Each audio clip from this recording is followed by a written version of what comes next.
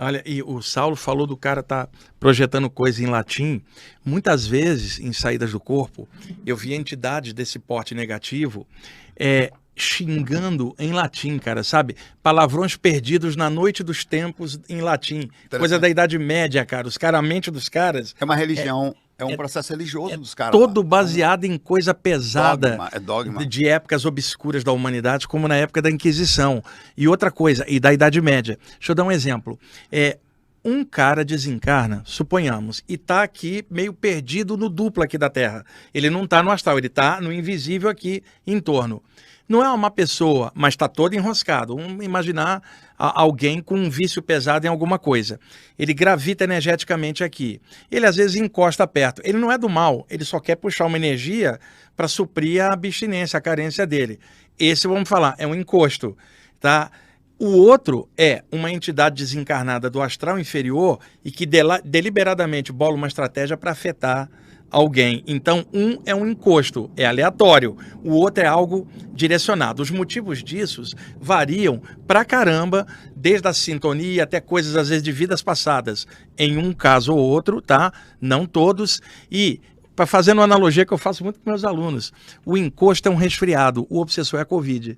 Para ter uma ideia do nível de problema que tem, né? Para se ter uma ideia. E tudo isso acontece porque... Enquanto humanidade, geramos uma média, uma massa, que é quase 8 bilhões de pessoas encarnadas no momento, uma massa psíquica que reflete pensamentos e emoções de todo mundo, e essa massa crítica mental não é avançada. Vide o nível de consciência de todos nós aqui. A massa em torno não poderia ser iluminada. Então, como semelhante atrai semelhante, entidades negativas se ligam a esses bolsões mentais e projetam coisas para cá, porque o clima favorece. Agora, como desativar as obsessões? O ser humano melhorando, o ser humano clareando, não haverá mais sintonia para alguma coisa grudar.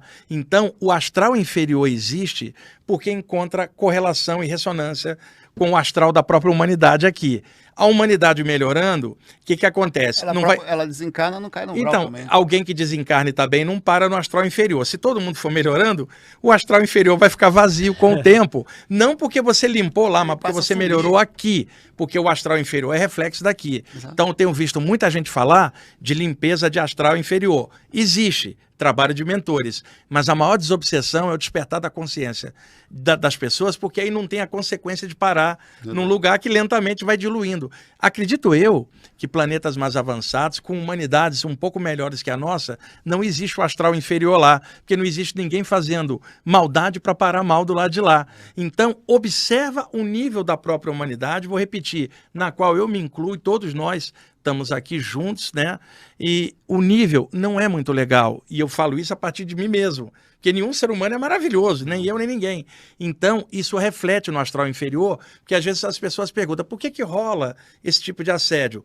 É só olhar o nível da própria humanidade que você vai ter o espelho disso no extrafísico. Agora, a humanidade também está cheia de gente boa.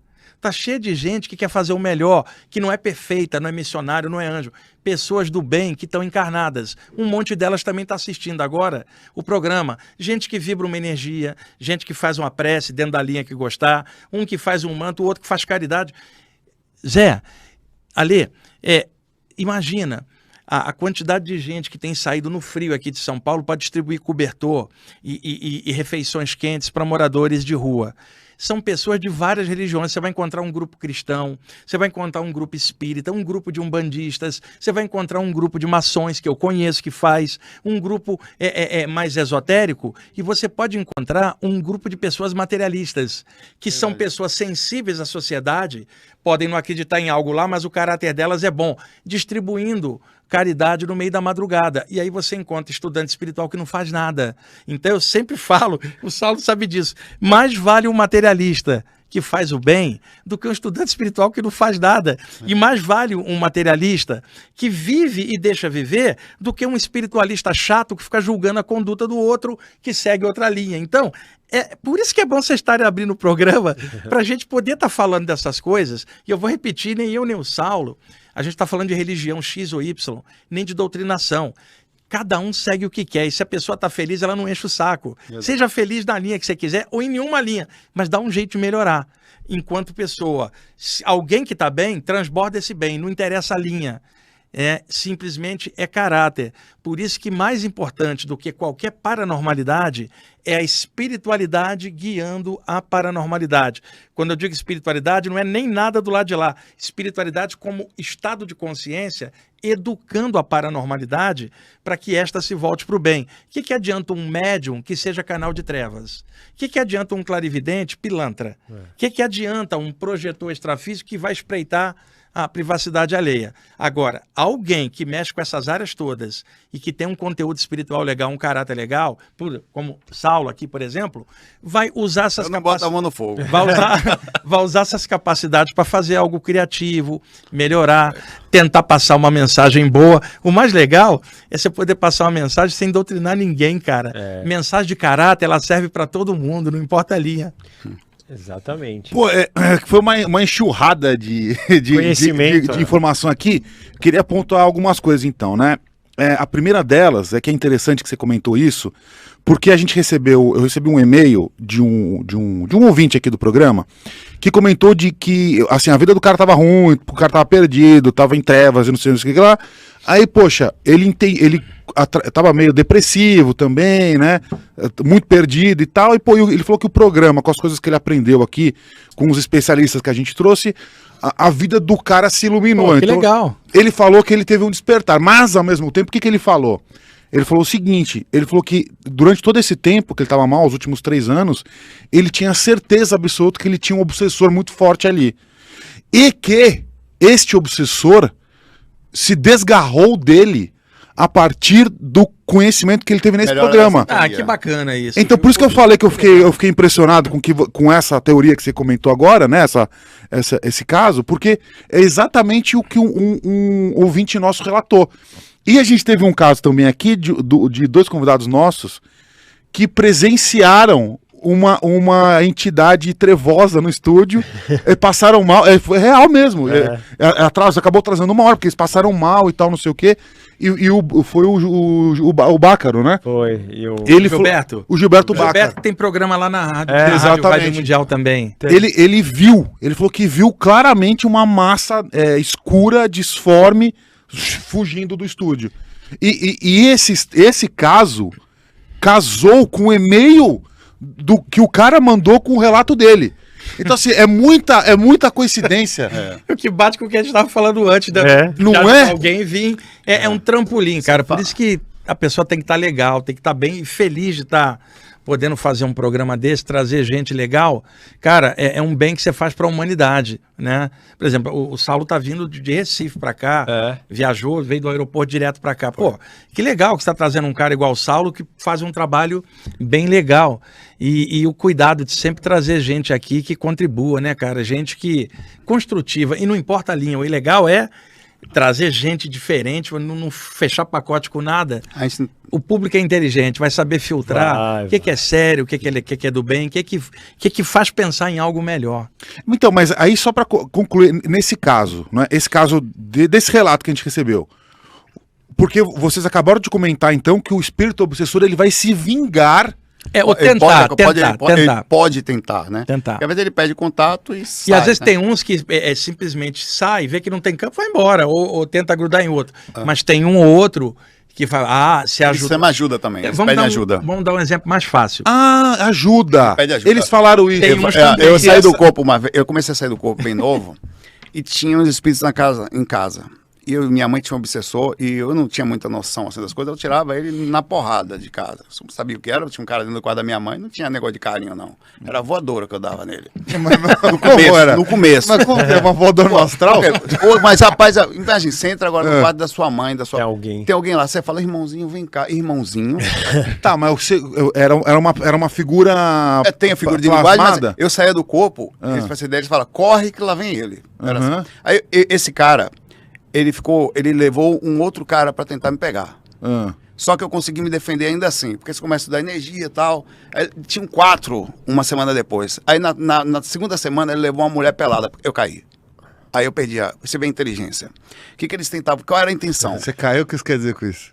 Caiu em tentação. Eu caí na tentação, porque assim, enquanto eu tava dentro da briga. Dentro da briga, eu tava, entre aspas, conseguindo ir bem.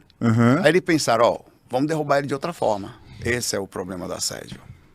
Os caras não são bem, os caras não vão ficar tentando a mesma moeda. É aí que eles mudam a figura de ataque e aí você se dá mal. Eles pegam você nos outros postos.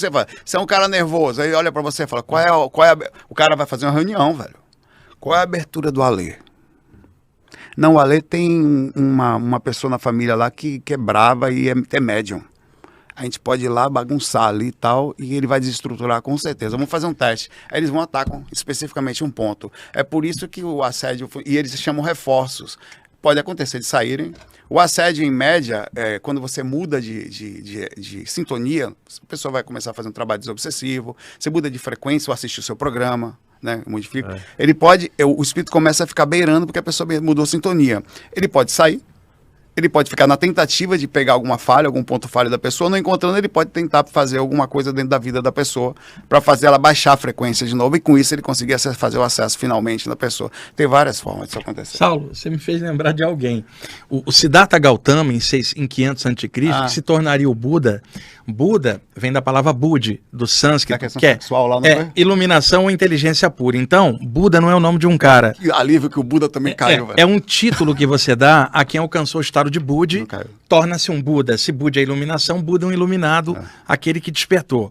O Buda sentado embaixo da árvore Bodhicitta, meditando, já quase que alcançando aquele nível, né, o estado de elevação, e quando isto ocorre, a aura do cara se expande e ilumina a aura do mundo, silenciosamente.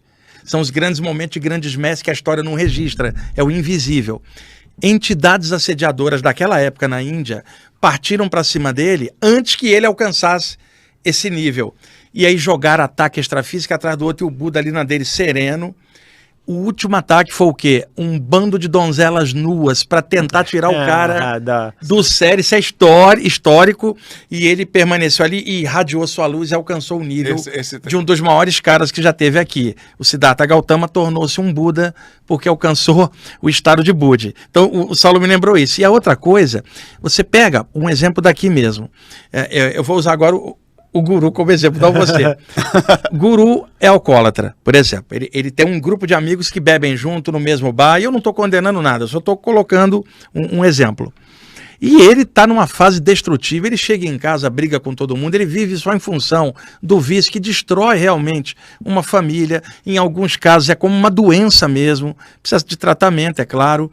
E aí ele encontra o Saulo conversa com ele e de repente desperta uma fagulha de resistência nele contra o vício. E ele começa a mudar e para de beber. Supõe que ele começa a frequentar um lugar espiritual do bairro dele, seja em que linha for. A galera que ficou no bar, que estava acostumado com a presença dele durante anos, vai falar do Saulo assim: sabe aquele Saulo? É um feiticeiro. Ele trabalha para o capeta. Nosso amigo estava aqui há anos. O Zé, o guru. Ele tirou o nosso amigo daqui do nosso convívio e agora o nosso amigo está metido com aquela macumba ali, que é o termo que a pessoa vai usar por ignorância, com aquela macumba ali e já nem fala mais com a gente, já não vem, ele vem aqui, já não é aquele cara de antes que bebia junto, ele está diferente porque aquele maldito daquele cara ali desviou ele. Então, alguns desses bêbados podem ganhar alta raiva contra o Saulo, que não fez nada de errado. Extrafisicamente é a mesma coisa o que nós estávamos falando. Não é vingança, mas a tentativa. Aquele cara tirou nosso amigo. Nosso amigo agora está mexendo com aqueles troços lá de macumbaria, em vez de estar aqui no bar bebendo com a gente. O extrafísico você calcula mais ou menos por igualdade. Então eu gosto de usar os exemplos daqui para a gente extrapolar para um nível paralelo, fica mais fácil de entender.